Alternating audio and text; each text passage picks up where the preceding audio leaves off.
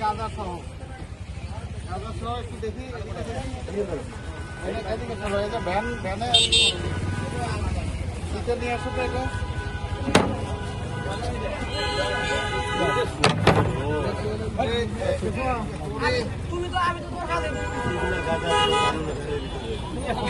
এটা খোলেন তো, একটু বের করো তো।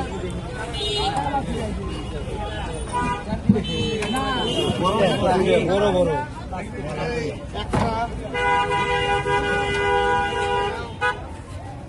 দুইটা